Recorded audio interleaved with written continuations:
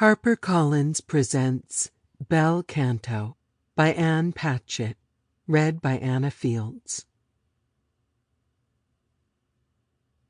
Fonti e colline chiesi agli dei, m'udiro al fine, pago io vovro, né mai quel fonte co desir miei, né mai quel monte trapassero.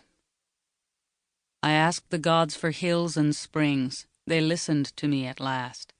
I shall live contented, and I shall never desire to go beyond that spring, nor shall I desire to cross that mountain.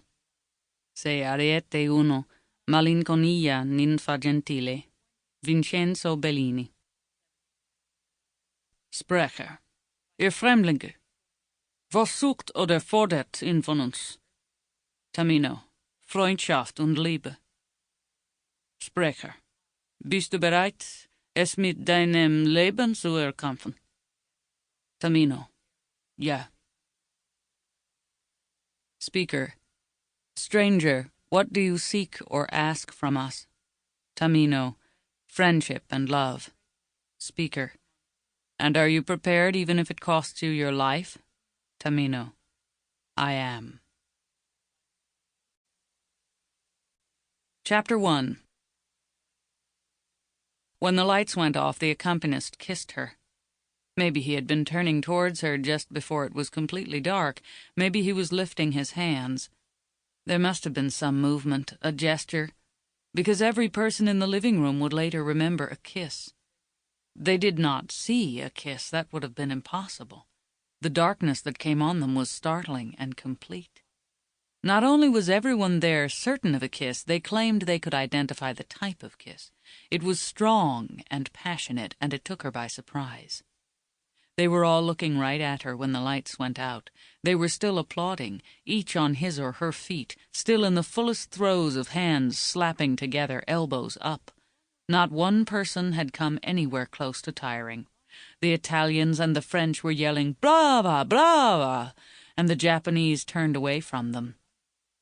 Would he have kissed her like that had the room been lit?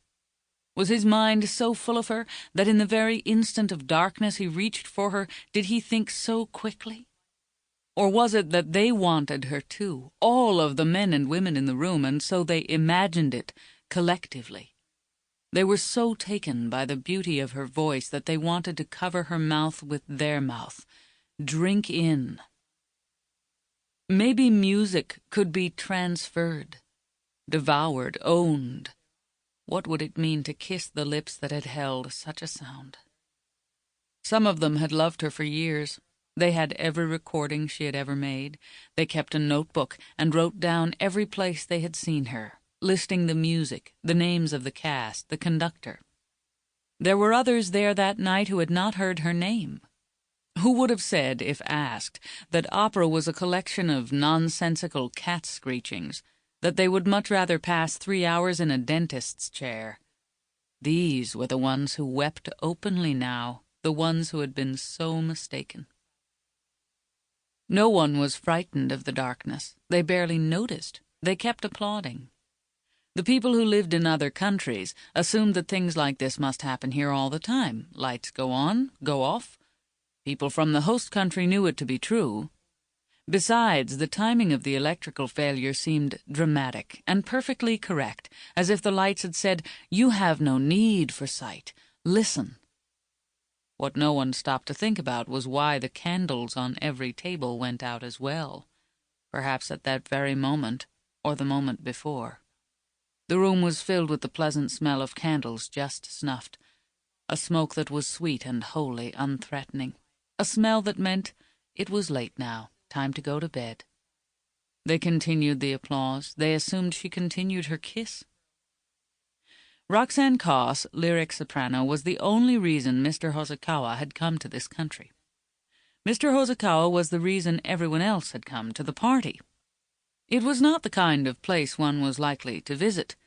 The reason the host country, a poor country, was throwing a birthday party of unreasonable expense for a foreigner who had to be all but bribed into attending was that this foreigner was the founder and chairman of Nansei, the largest Sample complete. Ready to continue?